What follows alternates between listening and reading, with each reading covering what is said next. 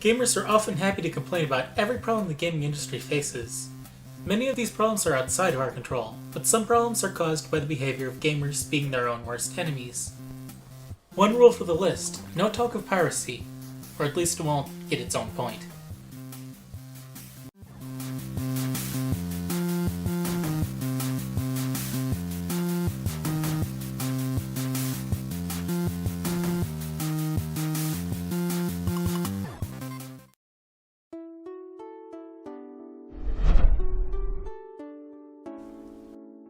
I love waking up to the smell of capitalism. Only those who do their best or cheat prosper, and when someone is done with any resource, they are free to sell it themselves at a lower cost to another consumer. It sounds lovely. Unfortunately, it doesn't work out quite as well anymore in our mass production society. Capitalism is a good system, but not a great or perfect one.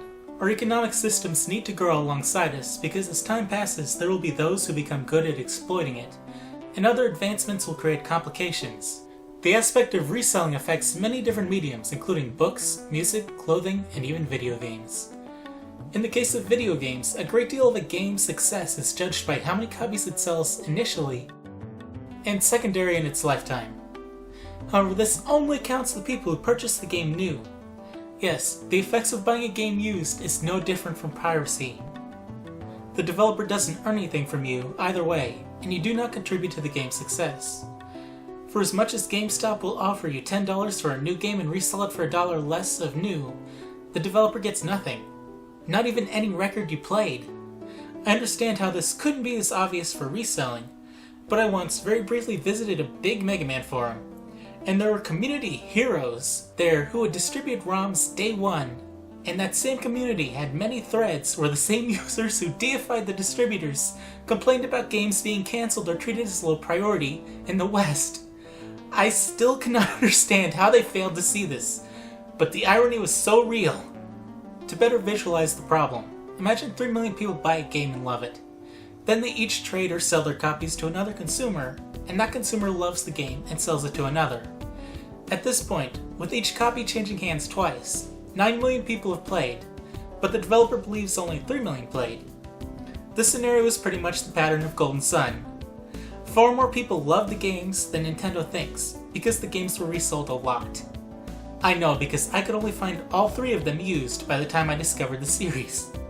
I'm not here to get into the debate of whether mass-produced cookie-cutter products should really be sold in the same way as produce, raw materials, and other unique or limited quantity goods, but I'm not going to leave you alone without any idea of how to lessen this problem. First, the big 3 console makers could track and use the number of systems that play a game in addition to paid sales. This is the age of the internet, but it would still mean a franchise with consistently low sales and a high resale rate would not be profitable enough to make. They could also add incentives to digital or new copies, except they have incentivized new copies, admittedly pretty poorly, and everybody bitched. The consumers also could choose digital over used for games they missed, or prioritize buying the games they want to support and see more of day one. If you want more lazy Mario Tennis games, buy them. If you don't even get it out of curiosity until it is used for $15. It doesn't help a game you want to put off buying it. But if you ever pirate a game at launch, never say, "I don't know why they aren't making more. I love this series."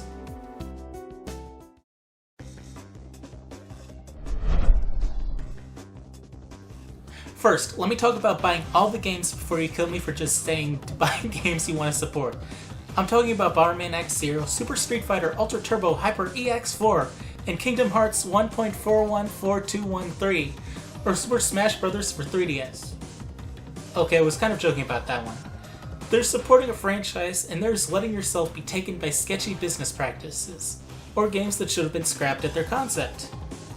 You don't need to buy every iteration of Street Fighter unless you like them adding a new character and all the DLC you paid for and selling it as new.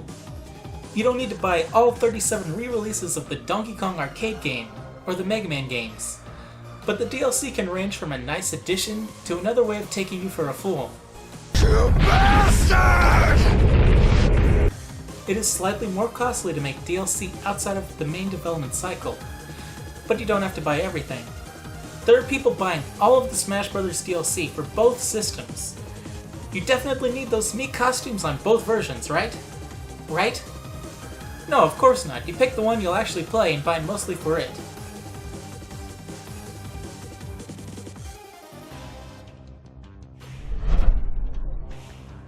Older gamers can attest that video game prices have remained pretty steady, not increasing that much. Unfortunately, the cost of making games has increased, and when you figure in inflation, games need to sell well to be worth a developer's time. In the past, cult status games were reasonably profitable, and there was little reason not to cater to a wider audience. Developers need to stick with what sells well to keep the power going and food on the table, figuratively speaking. If Assassin's Creed with its hour-long credits only sold so-so, Ubisoft would have to stop making them or eat massive losses just because of how many people are they paying. This is especially true of third-party developers who have to let the console makers have a share of the profits as well as Target or GameStop.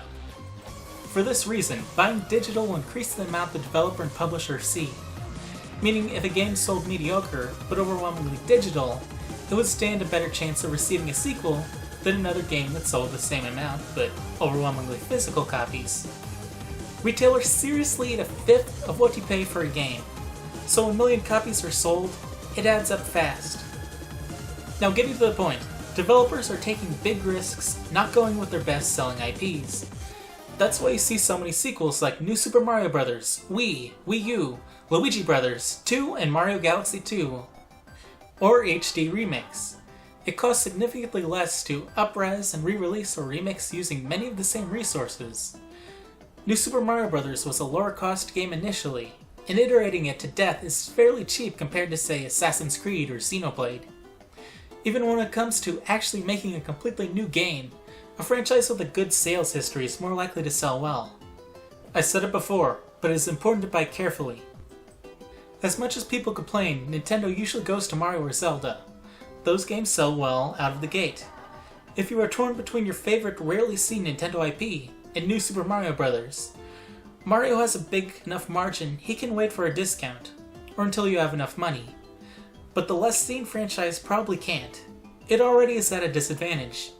You might even want to go digital more often for a disadvantaged franchise.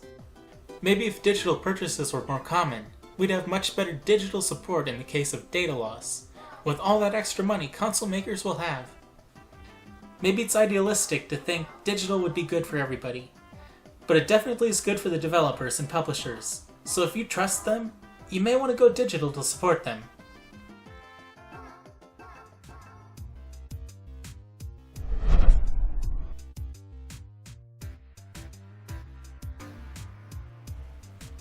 Shipping incomplete or bad games is entirely on the developers. They could delay the game until it is at least passable and fix it with patches, but they don't, and sometimes they never fix it. What gamers need to take responsibility for is pre-ordering games because they look good.